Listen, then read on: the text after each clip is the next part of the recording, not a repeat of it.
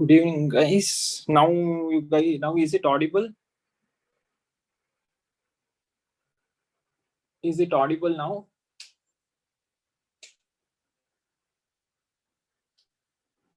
Yes, it's audible. Is the screen fine? Can we start with the class?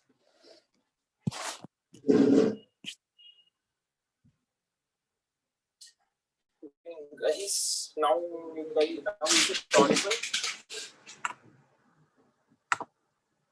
Is it audible now?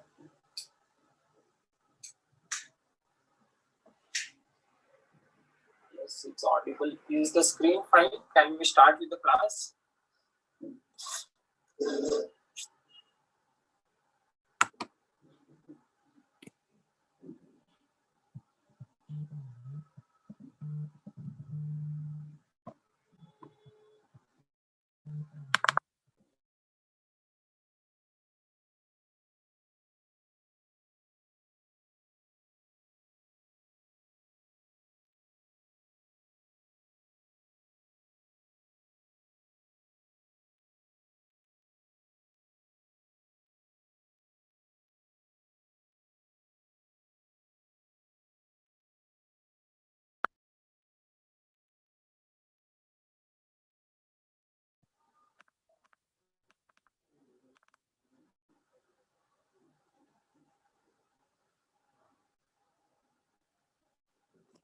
So yeah, let's start. And very sorry for the delay.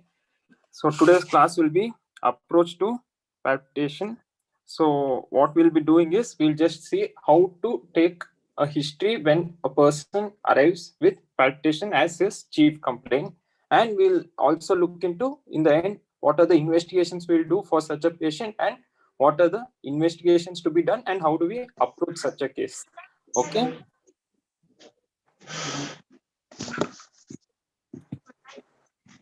There is some disturbance. Could you guys please mute?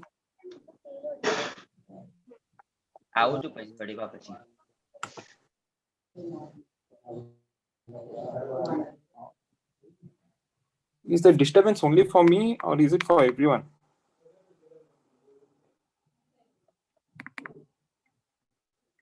Yeah, now it's fine. Yeah, so how we'll be dealing with the topics are: one will be introduction to palpitation, then is the history, examination, investigation, and finally how do we approach. Okay, coming to the introduction. Basically, what is the definition of palpitation? It's nothing but unpleasant awareness of one's own heartbeat. That is palpitation.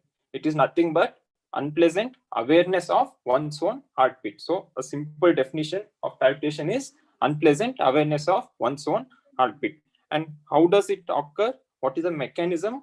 It's due to increased motion of the heart within the chest. It is because of the increased motion, either because of volume overload or some ectopic or because of some premature beat, which will lead to increased motion of the heart within the chest wall, or it can be because of any missed beat or skipped beat, which we feel it as palpitation. Okay, so that is the mechanism behind it. Coming to the etiology, what are the causes? Okay, most of the time it is the cardiac cause which is the reason for palpitation. So it is around 43% of the time it is the cardiac that causes that are the reason for the palpitation. So within the cardiac also, most of the times it is the arrhythmias that contribute to the palpitation. Within the cardiac causes, it is most of the times it is the arrhythmias. Like around 68% of the times it is arrhythmias which are severe in nature, and around 25% of the time it is the premature beat which causes the palpitation. Okay, so most of the times it is a cardiac cause which accounts up to 43%, and within the cardiac also it is mostly the arrhythmia. Okay, and there are different types of arrhythmia which we will see now. Within the arrhythmia also, severe arrhythmias are around 68%, premature beats cause around 25% for the palpitation, and the rest can be benign in nature. What are the other causes? Cardiac causes will be valvular cause like AR or MR, which leads to volume overload and contribute to the palpitation. or a cyanotic congenital heart disease like Epstein anomaly, TAPVC, TGA, all these things can cause palpitation. Acyanotic congenital heart disease like PDA, VSD can cause palpitation. Again, both these things also will lead to volume overload, which is the cause for palpitation. Then certain heart disease like mitral valve prolapse, hypertrophic cardiomyopathy, coronary artery disease, prolonged QT syndrome, all these things can cause palpitation. Yes, even pregnancy, beriberi, all those things as well can cause, and pacemaker related. So these are the cardiac causes. Okay. Then let's see the non-cardiac causes. Okay. What are the non-cardiac causes that can contribute to palpitation?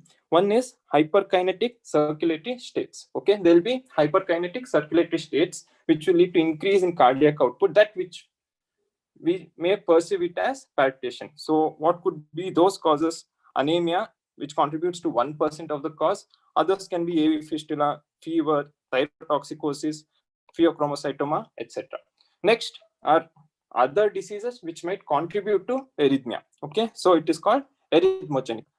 That is thyrotoxicosis. Thyrotoxicosis, what it does, it increases stimulation, it increases the sympathetic activity that will lead to sinus tachycardia that causes palpitation. So 2.5% of the time it is thyrotoxicosis is the cause. Other things can be hypoglycemia, again, which will lead to sympathetic stimulation, or orthostatic hypotension can be the cause of palpitation. Next, around 2.6% of time, drugs lead to the cause of palpitation. So it can be because of caffeine, alcohol, nicotine, cocaine, amphetamines. All these things are stimulant drugs. Again, all these things are stimulant drugs. What these stimulant drugs do? They'll go and cause sympathetic activation, and this sympathetic activation will lead to palpitation. What we perceive it as palpitation. Again, sympathomimetic drugs, digitalis, vasodilators, TCA, tricyclic antidepressants. These are antipsychotics that can cause prolonged QT syndrome that can lead to palpitation. So all these things can be the cause. Finally, it is psychiatric. If we cannot associate to any of the etiologies, if we are not able to elicit any other etiologies from the history, then we can think of psychiatric causes like panic disorder or panic attack, agoraphobia, or any other fear, anxiety disorder, somatization disorder, depression. All these things can contribute to palpitation. So if a person comes to us with palpitation in our clinics, one we can think of is cardiac cause, and second most common thing is psychiatric cause. And psychiatric cause we'll think of it in the end. If we cannot relate it to any other etiology, then we can think of psychiatric cause. Okay. And one more thing is, we'll see whether the patient is stable or unstable. Most of the times, cardiac disorder, arrhythmia, 68% will lead 68% of the time the cause is severe arrhythmia. So when the cause is severe arrhythmia, the patient won't be hemodynamically stable. That will go into alarming symptom, and we'll treat it as emergency symptom. So on OPD basis, most of the times it will be psychiatric cause only will be the most common cause. So then, since arrhythmia contribute to such a huge percent, we'll also see how we look into arrhythmias. Okay, so basically arrhythmias we can divide it into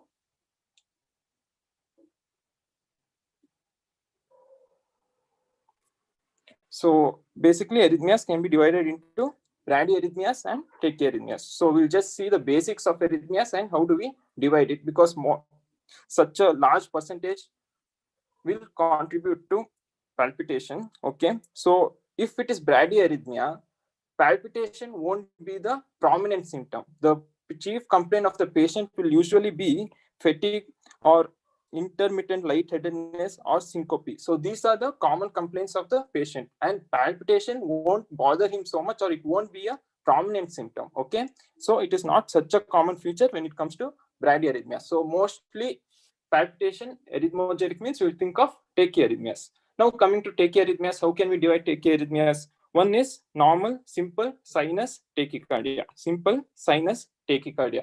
So what is the cause of this simple sinus tachycardia? Basically, it is because of increased sympathetic activity in the body. So whichever causes the increased sympathetic tone, it increases the SA nodal activity, which we perceive it as palpitations. So what are all the causes? Fever can be there, an underlying infection can be there, dehydration can be there, any painful stimulation can be there, psychosis or anxiety, which again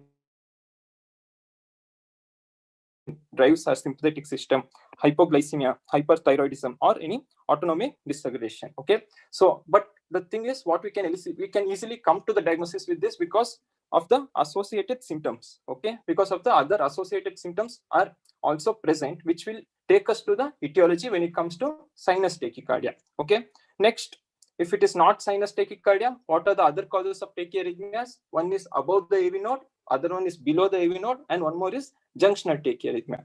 So whatever is above AV node, we call it as supraventricular tachyarrhythmias. So supraventricular tachyarrhythmias then can be atrial in origin. If atrial in origin, it can be atrial tachycardia when the heart rate is between 100 to 250, which you can think of atrial tachycardia. Again, atrial tachycardia, if you go into the details of ECG, it can be unifocal or multifocal depending on the morphology of the P waves. Next is atrial flutter. There is greater than 250 beats. Okay, but the difference between atrial flutter and atrial fibrillation is over here there will be synchronized atrial depolarization. So we can make out the P waves, but the RR interval might be irregular, but the P wave will be, so this due to the synchronized atrial activity, we can still make out the P waves in atrial flutter.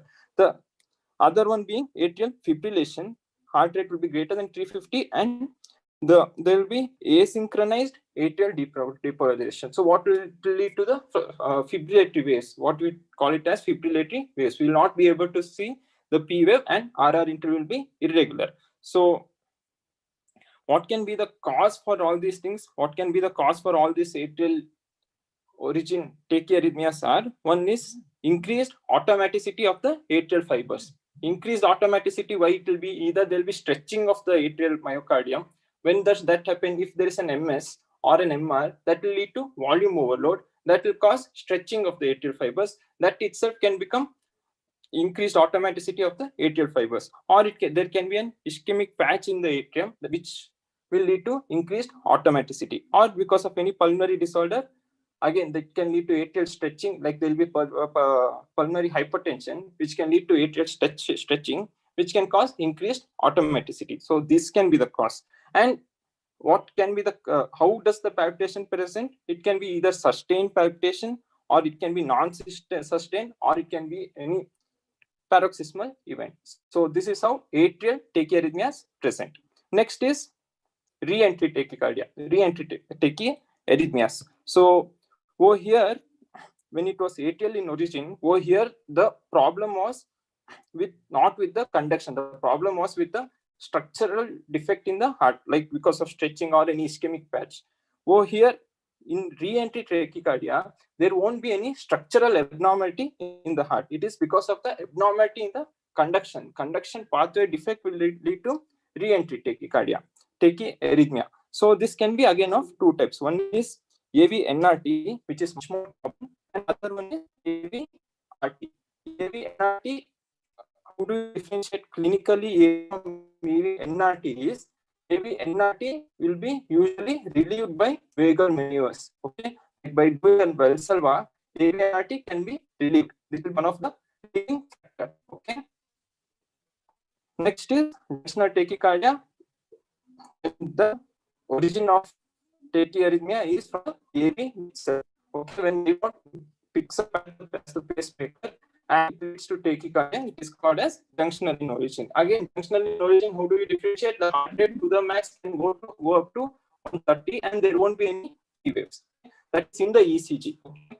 So clinically, what can be the etiology we've seen, and what are the arrhythmias we can think of if it is atrial in origin we have seen, and how does the patient present?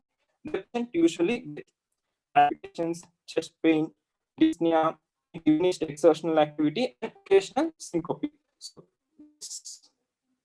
occasional syncope allows us to differentiate this from ventricular tachycardia. Okay, ventricular tachyarrhythmias. Okay, this, if when it comes to ventricular in origin, most of the times the patient presents with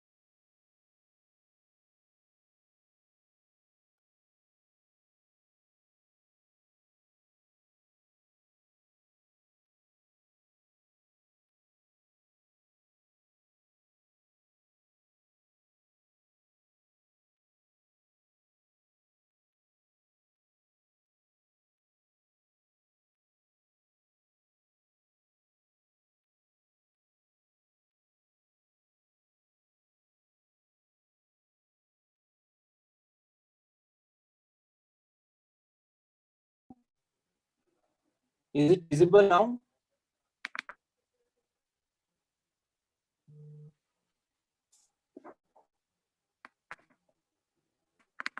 Audible but not visible.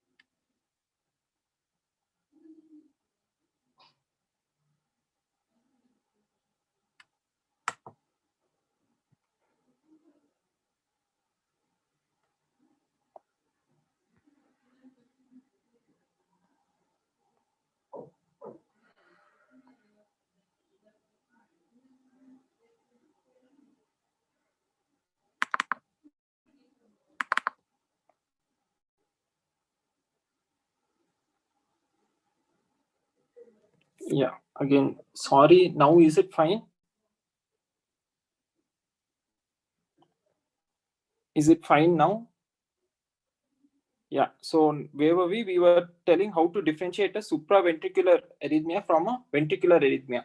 So one is supraventricular arrhythmia. Usually it is much more benign than ventricular arrhythmia. So over there, palpitation, dizziness, chest pain, dyspnea, usually these take up the most prominent of the symptoms. But when it comes to ventricular arrhythmia, there will be more amount of palpitation, there will be syncope, sudden cardiac death. All those incidents will be more when it comes to ventricular arrhythmia. Okay, so few of the examples for origin from ventricular will be, one is ventricular tachyarrhythmia, and just like atrial tachyarrhythmia, over here also there is monomorphic ventricular tachycardia and polymorphic ventricular tachycardia. And this polymorphic ventricular tachycardia, when it is associated with prolonged QRS, there will be, one is there will be prolonged QRS, one more is there will be polymorphic ventricular tachycardia. So the morphology of the QRS will be polymorphic, and one more is there will be prolonged QRS. So when such a condition occurs, it is called as Torsades de Pontis. Okay, when such a condition occurs, it is called as Torsades de Pontis. And what is important is, what are the causes? What are the causes? There are various causes for this. Various causes for this prolonged QT. So one is congenital long QT syndrome. Okay, one is congenital long QT syndrome, and one of this which is important is this. This has been asked in our example in our entrance exam. Causes for long QT syndrome type 3 is mutation in SCN5A gene. Can you guys tell one more thing that causes mutation in this gene? One more cardiac disease that causes mutation in this gene? Anyone?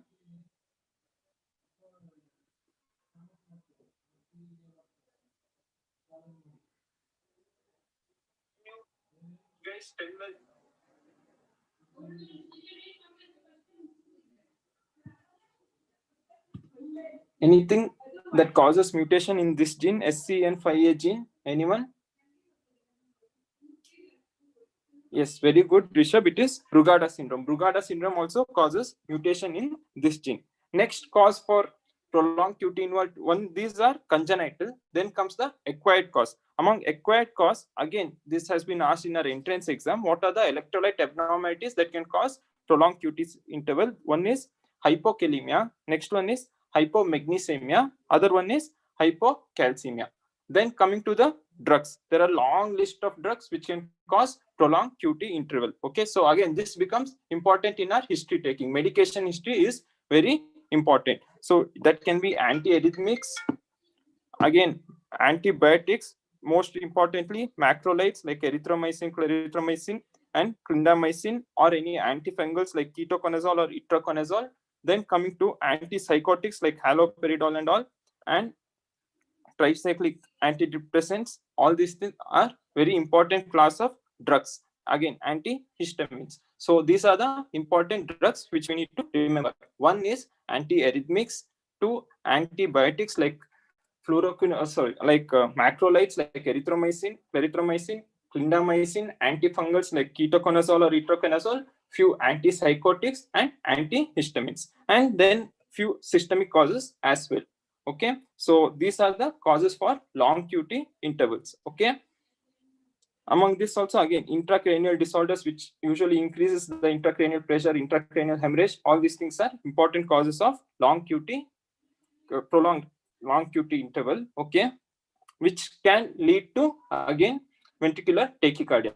When is it called Torsades de Pontis? Polymorphic ventricular tachycardia with prolonged QRS. Okay, so then there can be ventricular flutter when heart rate is greater than 250, and when there can be ventricular fibrillation. When there is ventricular fibrillation, cardiac output is almost close to zero, again because of the asynchronized beating of the ventricles. Okay, when there is ventricular tachyarrhythmias, usually we can think that there is underlying structural heart disease. Underlying structural heart disease will be usually present. Again, syncope will be present in these people, and this will be a more prominent symptom. And when this is present, there will be increased risk of cardiac arrest or sudden cardiac death. Okay, and few other causes of palpitation can be premature beats or ectopic beats. Okay, this premature beat itself can trigger off any other arrhythmia, or premature beat itself can cause a palpitation. Okay, so these were classification of arrhythmia in brief and how to approach arrhythmia. Okay, now let's look into one of the case. Okay, so this one, can anyone diagnose case one? Case one, this is of a 4-year-old child with congenital sensorineural hearing loss. Okay, he's been having congenital sensorineural hearing loss. Now this 4-year-old child comes with multiple syncopal attacks. History of falls is present. Okay, on doing ECG, this is the ECG finding. Okay, this is the ECG finding. So what is present in the ECG? If it is difficult for you guys to read, there is over here polymorphic ventricular tachycardia is present. Over here there is prolonged QRS interval. Prolonged QRS interval is present. So anyone, what is this? Okay, the ECG diagnosis is Torsades de Pontis. What is the diagnosis, final diagnosis? What is the arrhythmia that kid is having right now? And what is the final diagnosis?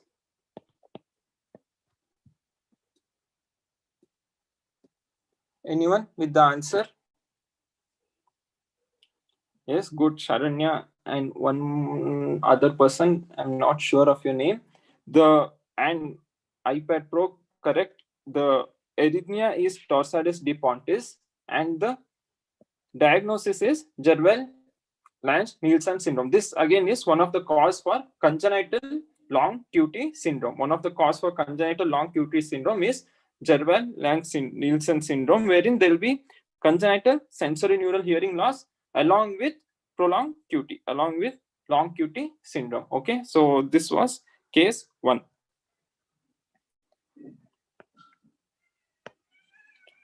This we'll see later. Okay, now let's see history.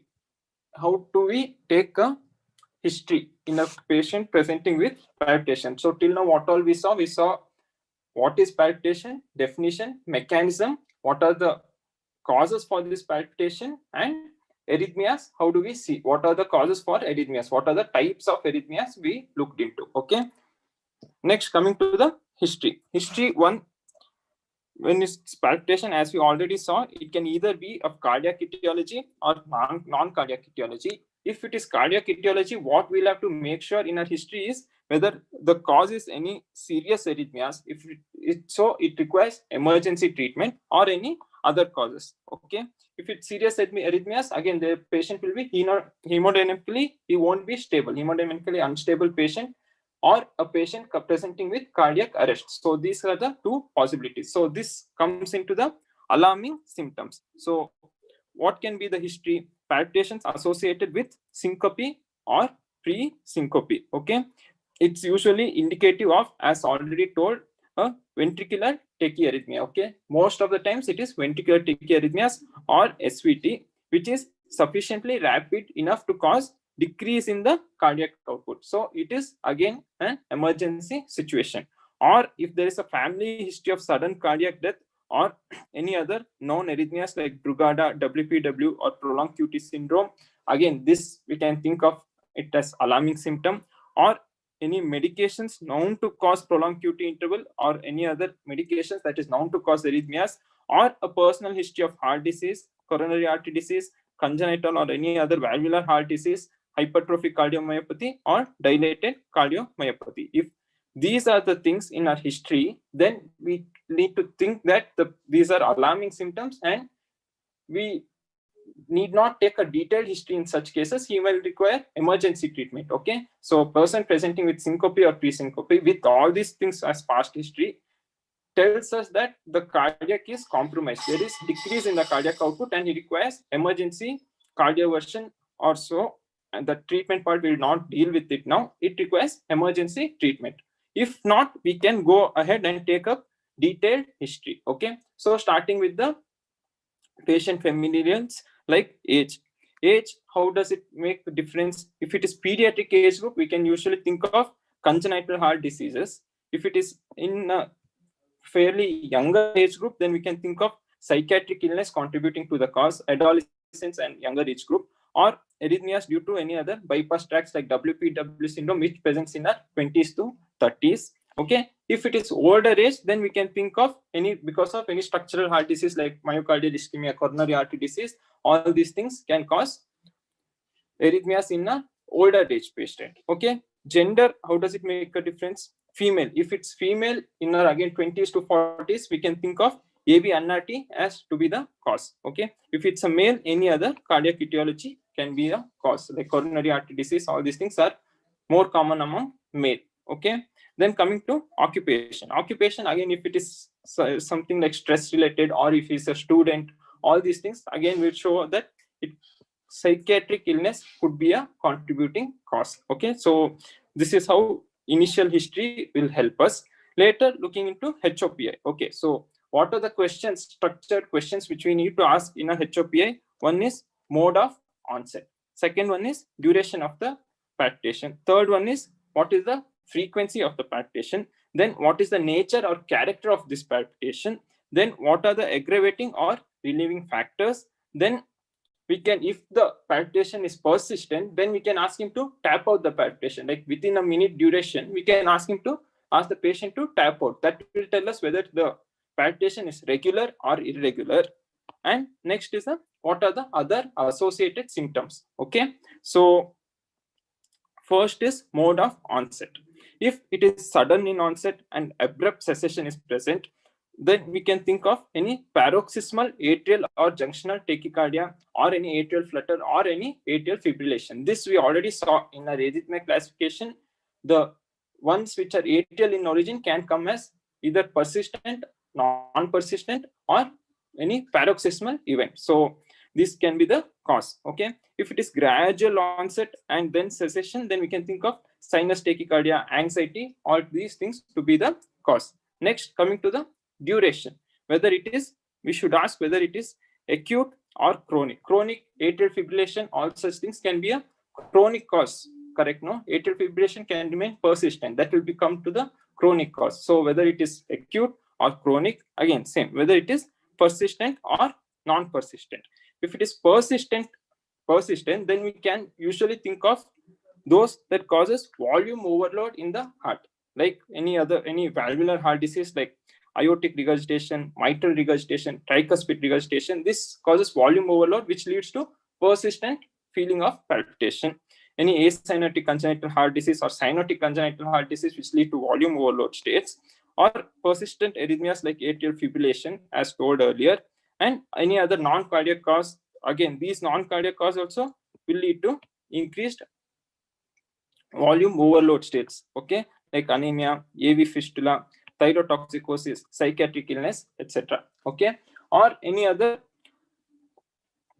one is, till now we saw persistent. If it is non-persistent or paroxysmal, then it is usually arrhythmogenic in nature. If it was persistent, we could have thought of volume overload states or a persistent atrial fibrillation. If it is not persistent, it comes in paroxysmal attacks, then we can think the etiology to be any arrhythmogenic in nature, like any arrhythmias which we saw earlier, or any non-cardiac cause like thyrotoxicosis, hypoglycemia, any addiction to any of the drugs. All these things will lead, which causes on stopping these drugs will lead to palpitations. Okay, or any psychiatric illness. So this is what we look at in duration. Next, what we see is frequency. Okay,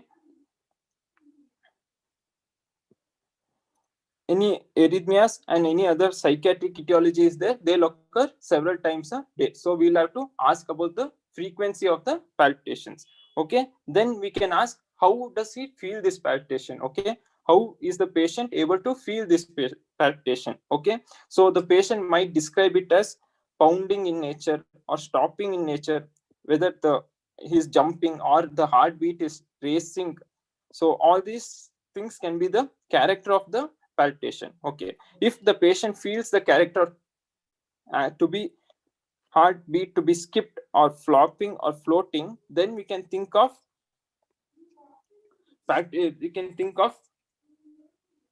premature beats. Okay, we can think of premature beats. Premature beat will be there, and then there will be a compensatory pause. This compensatory pause will lead to such and such feeling. Okay, skipped beat feeling will be there because of the there will be a premature beat. Following that, there will be a compensatory pause. Okay, that will lead to this feeling. Next, it can be pounding. This usually happens in paroxysmal tachycardia. Next, the patient may feel that his heart suddenly stopped beating. Okay, this again happens usually after a premature beat. There will be a compensatory pause which will lead to so and so feeling. Okay, then if the patient feels that there is a rapid or racing heart, then we can think of ask the patient to tap out.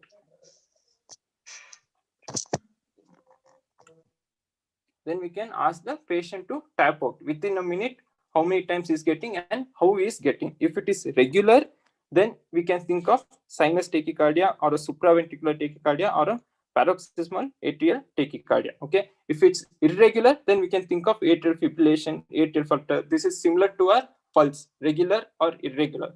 Similar to that, we can ask the patient to tap out and we can see whether it is regular or irregular. Okay, then we can have slow palpitation. This is somewhat like bradyarrhythmias, but over there the prominent symptom won't be palpitation, but it will be lightheadedness. All those things will become the prominent symptom, as in AV block or sinoatrial nodal disease. Okay. Next, we'll ask what are the aggravating or relieving factors in our history. Okay. If it's aggravated on exertion, then we can think of volume overload states. And what are the volume overload states? We have already discussed over here. We are already discussed in our persistent feeling of palpitation. We discussed what are the volume overload states. Okay, so these volume overload states are usually aggravated on exertion. Next, if it stops spontaneously, the feeling of palpitation stops spontaneously, we can think of paroxysmal arrhythmias. If it stops after doing vagal maneuvers, then it is usually a supraventricular tachyarrhythmia, something like AV NRT, which is getting conducted through the AV node, and on giving vagal maneuver, it will stop. On doing a vagal maneuver, it is going to stop. Okay, because of the vagal inhibition, it is going to stop. So this happens in paroxysmal supraventricular tachycardia. So yeah, what are the vagal maneuvers which can do? Carotid sinus massage or a Valsalva maneuver, breath holding, all these things can be done. Next, if the palpitation is aggravated at high catecholamine states, like on doing exercise, at extreme fever or anger, then again we can think of, as we have already explained the mechanism for sinus tachycardia, we can think of sinus tachycardia or a ventricular tachycardia. Okay, but if it happens after termination of this exercise, the same palpitation happens after the termination of exercise. This happens usually in a supraventricular tachycardia due to increased vagal tone. Okay, so this is characteristic of supraventricular tachycardia. Okay, then if it is aggravated on standing, then we can think of AV NRT. So these are the aggravating and relieving features. Okay,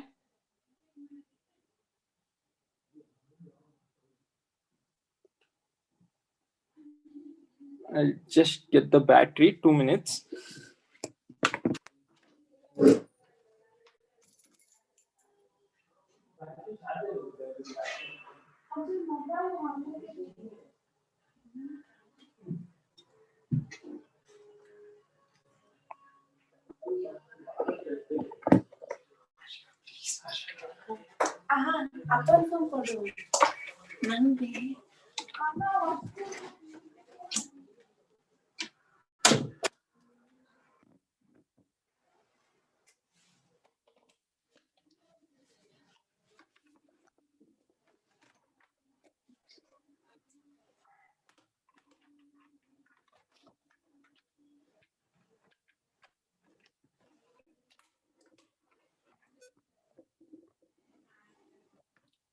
Next, let's see what are the associated symptoms. What are the associated symptoms with this palpitation? If it is associated with the syncope, we can tell that the prognosis is not so good, because initially we saw that if it is associated with syncope, then there is an increased risk of sudden cardiac death or any other underlying serious arrhythmias. Okay, so what could be the cause? Any Stokes-Adams syndrome, asystole, severe bradycardia, or following termination of any tachyarrhythmias, hypoglycemia, pheochromocytoma.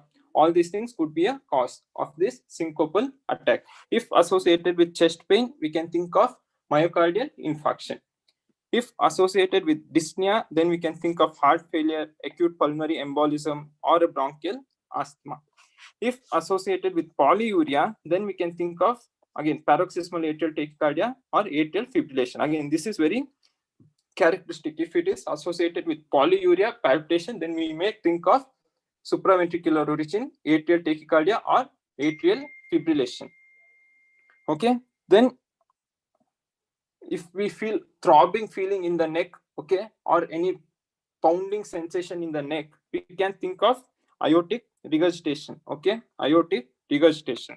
If it is associated with sweating, we can think of, again, anxiety, pheochromocytoma, MI, along with chest pain, hypoglycemia. All these things can be the causes. If it is associated with deafness, as we already saw, prolonged QT syndrome, congenital prolonged QT syndrome was a case. Okay, if it is associated with diarrhea, it can be thyrotoxicosis, hypokalemia, all these things. Okay, if it is again associated with neck fullness or regular pounding sensation in the neck, then AVNRT could be the cause. This is nothing but the frog sign. Okay, so this was to do with our HOPI. Next, we'll go look into the past history. Past history, what all is important?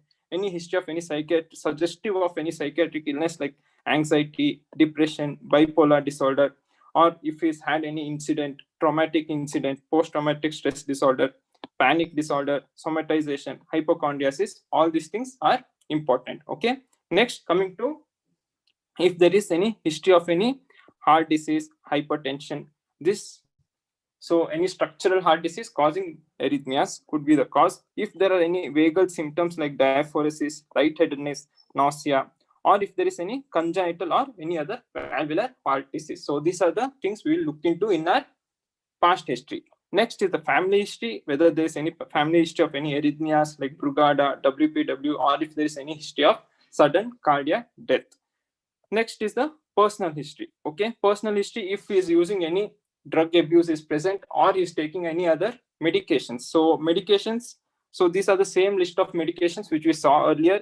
Any other medication history causing prolonged QT syndrome, or any sympathetic, any stimulant drugs like beta agonist or theophylline, all these things can cause palpitation. If there is any alcohol or tobacco intake, these are also stimulants which can cause palpitation. Similarly, caffeine, cocaine, methamphetamines, all these things, and any other recreational drug use like cocaine. So all these things become important at our personal history. These set of drugs have already been discussed. Okay, or if he's facing any stressful condition which can be a psychiatric cause. So this is what we'll see in our HOPA. With this, we'll go to our next case. So this is the second case. Second case is of a 15-year-old boy who complains of palpitations and dizziness. Okay, father had history of sudden cardiac death, and this is the ECG. This is the ECG. Can anyone diagnose? So this ECG is very characteristic.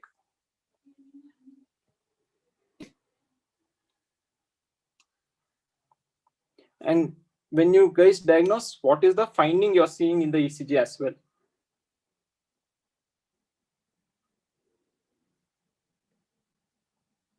What is the finding in the ECG and what is the diagnosis?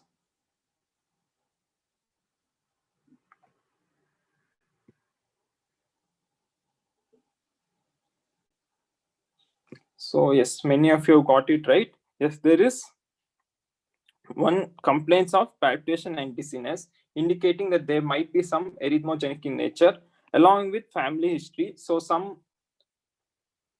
hereditary disease is contributing to the cause, and ECG is showing characteristic coving of the ST segment, along with T wave depression, and coving. So this is characteristic of Brugada syndrome. Again, there are types of Brugada syndrome which will not go into, but this is characteristic of Brugada syndromes. This finding is characteristic of Brugada syndrome. Okay. Now, so after this, let's next go into the physical examination of the site. So physical examination, what is important? One is vital signs to see whether the patient is hemodynamically stable or not, along with JVP, any orthostatic vitals. Thorough CVS examination is necessary if the patient is hemodynamically stable. If it is not, then again he'll go into emergency management. If hyperthyroid, then we can do a thyroid examination as well. So we'll not go in detail to the physical examination, but yeah, so thorough CVS examination should be done. Firstly, initially it is the vitals, see whether he is hemodynamically stable or not. If not, emergency management. If he is hemodynamically stable, go ahead and do a thorough CVS examination. So what are the basic investigation? Most basic investigation is ECG. So this is the most basic investigation. After doing ECG, then we can go ahead and do an echo electrophysiological study, or if the patient tells that his palpitations is triggered by exercise, we can make him do the exercise and then do an ECG. So TMT can be done. If patient is not experiencing any symptoms, if he tells that he is experiencing palpitation, he comes to the OPD, but he is at present not experiencing any palpitation, ECG is showing normal sinus rhythm, then we can go ahead and do a ambulatory ECG monitoring, like a Holter can be done, 24-hour ECG monitoring can be done. If thyroid patient, then thyroid profile can be done. If anemic, blood profile, full blood picture, we have already done in detailed discussion of anemia. So all these things are the investigation, but the most basic investigation is ECG. So the most basic investigation is an ECG. Okay. So let's see if you guys can diagnose this. Case 3. This is of a 25-year-old male who complains of dizziness and palpitation. Okay. So this is how he presented to our OPD. After this, an ECG was done. ECG recording was done. So ECG recording was suggestive of this. So there was an arrhythmia. Okay. To terminate this arrhythmia, beta blocker was given. To terminate this arrhythmia, beta blocker was given. But after giving beta blocker, instead of improving, the patient's condition deteriorated. Okay. Patient's condition worsened even more. So what could be the diagnosis? What could be the diagnosis? Anyone? This is again classical.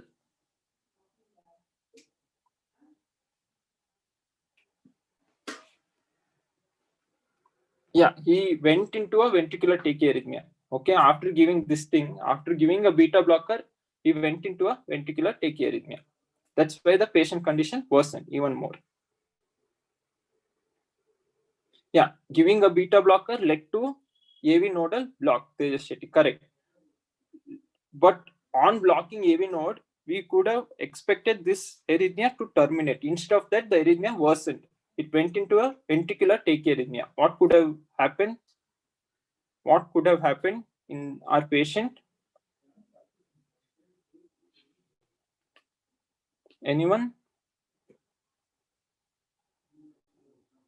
Yeah, there was an accessory pathway, correct. This is AV node, atria, and ventricle. So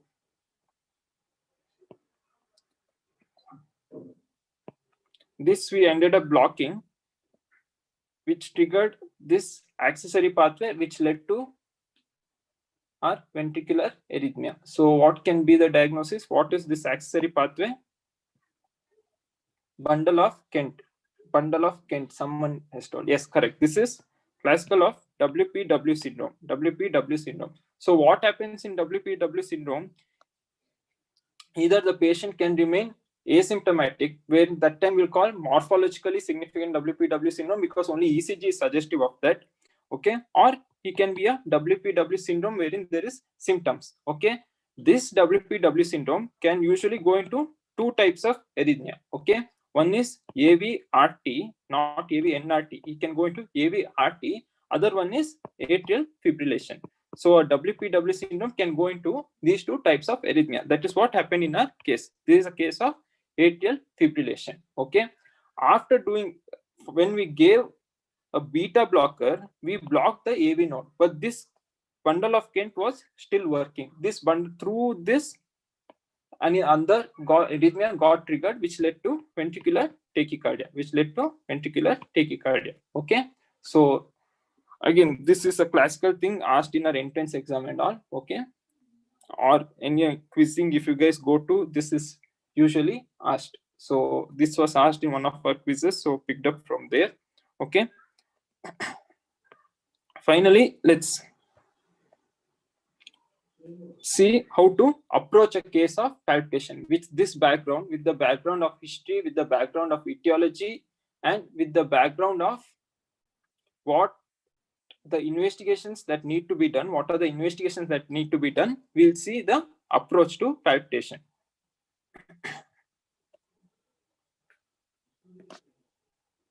Less than 80, it is less than 80 milliseconds to differentiate an AV NRT from AV RT, not 80 seconds, 80 milliseconds. Okay, we'll look into RP interval that time.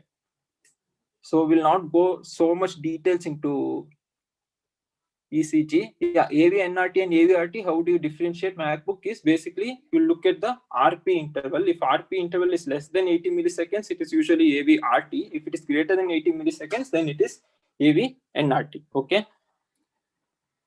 Approach to palpitations with history, with just the history. So whether syncope is present or not, because syncope is one of the alarming symptom. So we'll see whether syncope is present or not. If syncope is present, then it requires workup for arrhythmia. Okay, workup for arrhythmia in terms of Holter, cardiac event monitoring, electrophysiological study, all these things. If no, then we go into history and ask if what are the, whether any features are suggestive of any cardiac etiology or any other features suggestive of arrhythmogenic event that is taking place in the heart. Okay, so that includes whatever history we have done till now. If yes, again it requires a workup. Again, workup in terms of ECG, EPS, echo, etc. If no, then we can ask if he has any history of panic disorder or the duration of palpitation is less than 5 minutes. If yes, then we are thinking of any other non-cardiac cause. Mostly it is psychiatric. Mostly psychiatric cause. If no, then anemia, thyroid disease, all these things comes into picture. So this is just a simple algorithm. See if there is palpitation, ask for syncope. If it is syncope, mostly it is cardiac etiology and mostly it is arrhythmogenic. So go further and do a workup. If no, go again and ask in detailed history to rule out any cardiac etiology or any arrhythmogenic event.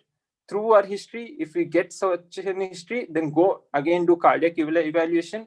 If no, then think of any non-cardiac etiology. In a non-cardiac etiology, most of the times it is psychiatric issue. So go and ask any psychiatric related illness, what any stressful event is there, or is facing any psychiatric issues.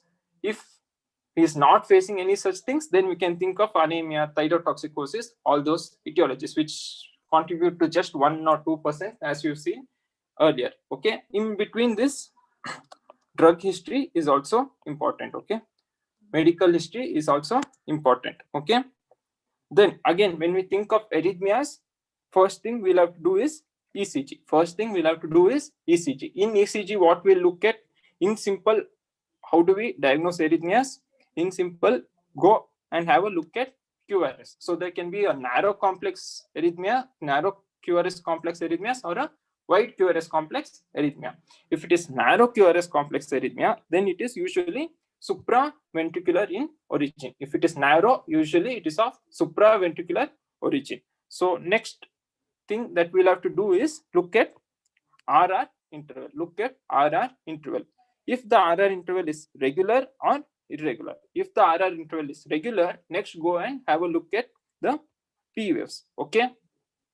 If the morphology of P wave is normal, then it is a normal sinus rhythm which has led to tachycardia. So it is usually a sinus tachycardia. Okay. Then we go ahead, measure BP. If the BP is normal, is hemodynamically stable, then we saw a list of things, and in our history they will give some of the other clues like fever or any anxiety or any other features. Okay, that is suggestive of it. That is suggestive. So history and etiology will reveal it. If not, if there is hypotension, then hypotension itself is causing palpitation. Okay, as a compensatory response, hypotension is causing palpitation, which has led to sinus tachycardia. So this is what we see. If P waves are not there, if there is narrow complex QRS along with regular RR interval, no P waves, then we'll think of AV NRT or AV RT to be the cause. How do you differentiate AV NRT and AV RT? That will not go so much into detail, but I've already told him. Okay, I've already told one just now by clearing one of the doubts. Next, if there is irregular RR interval, if there is irregular RR interval, we'll go ahead and look at P waves again. Okay, if P wave is followed by QRS each time, then it is atrial tachycardia. Again, atrial tachycardia can be unifocal or multifocal. Unifocal will have similar looking P waves, usually inverted P waves. Multifocal means morphologically different P waves. If P wave is not followed by QRS, then it is usually atrial flutter. If each P wave is not followed by QRS, usually there is atrial flutter because AV node will not be conducting all the waves into the ventricle. And if there is no P waves at all, then we'll think of usually there'll be fibrillatory waves, nothing but atrial fibrillation. Okay. Next, there can be wide QRS complex. Wide QRS complex, usually most of the times it is a ventricular tachycardia. And what are the ventricular tachycardias that is possible? We've already looked at the history. Okay, these two will not discuss. Most commonly, it is this. Okay. Next, if there is normal sinus rhythm, okay, if there is normal sinus rhythm when the patient is presenting to us, still he complains of palpitation, then we can go ahead and do an ambulatory cardiac monitoring in terms of Holter. 24 hours ECG monitoring can be done. Okay, so we'll go to a final case for the day. This is of a 45-year-old female complaining of palpitation. Screenshot, I'll anyway send the notes in our group. Okay, I'll be sending the notes in our group, so it's okay.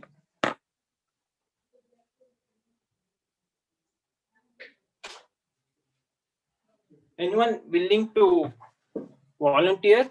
Anyone willing to volunteer for this case?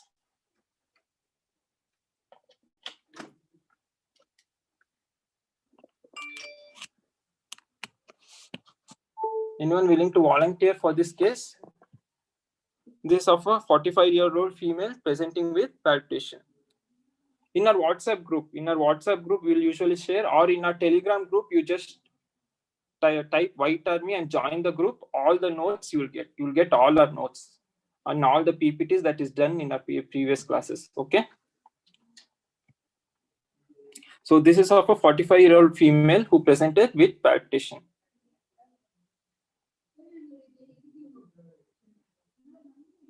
Anyone would like to volunteer? We'll quickly finish the class. We'll wind up.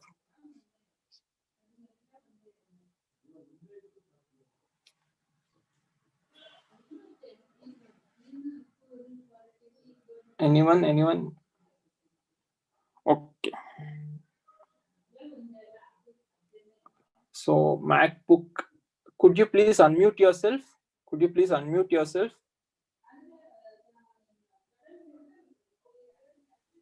Yes, Aman. Yeah. Good evening, Aman. Could you please? Yeah, you're audible. Could you please introduce yourself?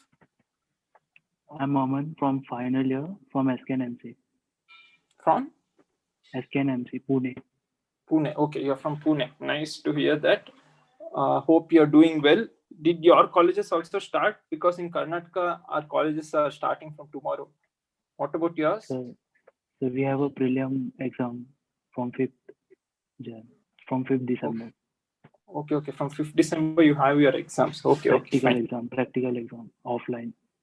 Okay, fine. All the best for your exams. Then, yeah, this is of a 45-year-old female with palpitation. So, how do you go about asking the history we just now discussed, right? So first we will see for whether she has any history of hypertension or some other No, but comorbidity. you will have to go in a structured manner, no? So, this is how you go, no? You will ask the age. Age is already mentioned. It is of a 45-year-old female. Then what you'll ask? How do you take your history in your clinical session? First, we will see for the regional history where she says what is the endemic region. Yes, good. Okay, fine. With that, she is a female. Okay, And female, what she 45-year-old, who is IT professional, who is in IT professional. Okay, hailing from Bangalore. So this is the introduction to the patient. Okay. Next, what will you ask? Next is the chief complaint, correct? Chief complaint. Yes, chief complaint is she's having palpitation. Okay. Along with this, she's having dyspnea also. She's feeling these two things since one day. Since one day, she's been having these symptoms. Okay. We will ask for symptom whether the dyspnea was first or palpitation was first. Okay. She started with palpitation followed by dyspnea. Dyspnea, and whether it was associated with certain kind of exertion or wild rest. We will ask for that also. So next year we are going into HOPI, no? Yeah, history of present. Yeah, you mean to say HOPI. So HOPI, I've already mentioned the structured questions which you will have to ask. So what are all the questions you will ask? We'll go in an organized way, no? First is what you'll ask. How the onset was there. Whether it was mode of on onset, exertion. it was sudden in onset. It was sudden in onset, okay? It was sudden in onset. Duration also already mentioned, it's been since one day, okay? 1 day. And next is frequency, no? Frequency, whether frequency, it was intermittent or continuous. Yes, it was intermittent, okay? It was intermittent. Next, what is the thing you will ask? How was the character of the it was usually pound. She explains it to be pounding in nature. So there is also like said that while patient is sleeping, she can hear his heartbeat properly. Like yes, good. Her sleep awareness. That we'll ask in her personal history. Her sleep was also disturbed because of this. Yes. Then about the rhythms. Then how will we know whether it was a regular, irregular, whether it was irregular? You'll ask her to. You'll ask her to tap out the rhythm, no? Okay. Yeah, when you ask, it was regular. It was regular only. Would you like to ask about any aggravating or relieving features in her? Yeah, whether she was exposed to cold or something like doing some work, daily activity. Yeah. On exertion, it was on exertion. It got aggravated and it got relieved while doing Valsalva. By doing Valsalva, it got relieved. Okay, so these were her aggravating and relieving factors. By doing vagal maneuver, it got relieved. And associated symptom already mentioned, she had dyspnea. So this much you think of in HOPI, correct? No. So anything else you would like to ask after HOPI? What is it you will ask? Negative histories. Okay, what is a negative history you want to ask? To just confine to one organ, whether it is a respiratory, whether it is a CVS or CNS or abdominal. So over here, palpitation is a prominent symptom. So we'll not go in detail about dyspnea. Dyspnea was just an associated symptom. And what is the organ you would like to, which is a system you would like to localize by this? Cardiac. Cardiac mostly. Yeah, good. It is cardiac. It is usually all the symptoms are pointing to cardiac etiology. Correct, no? Okay. Next, anything else you would like to ask? Similar symptom in past. Similar system in her family. Good.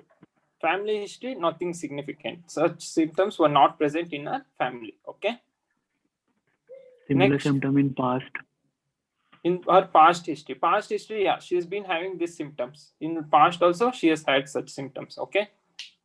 Since she's been 20-25 years old, since then she's been having such recurrent attacks. Any drug history. Good. Next is medication history. She is not on any other regular medication. Okay.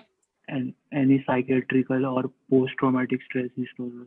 No, something. Nothing such. No, not any such histories there.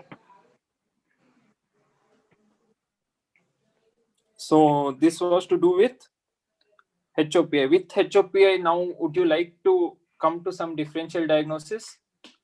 One is anatomical diagnosis. You've already told you're localizing it to CVS. So what is any other pathological or functional etiology would you like to give? If she could be anemic.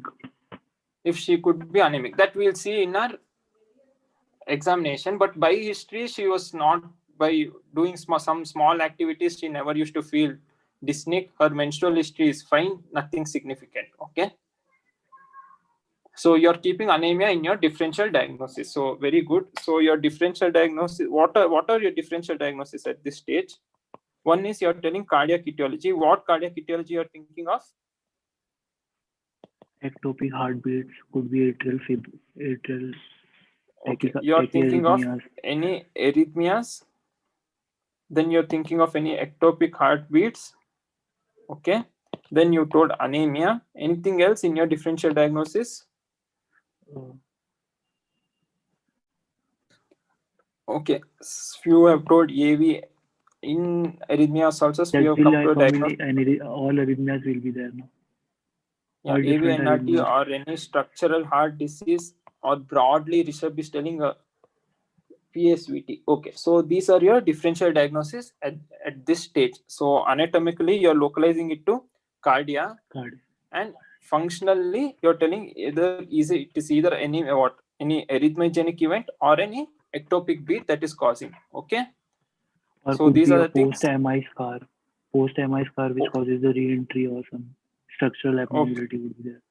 Okay, fine. Post-MI scar. This is also again comes under structural only. Structural heart disease. Fine. So these are your differential diagnosis at this stage. Correct, no? Yes.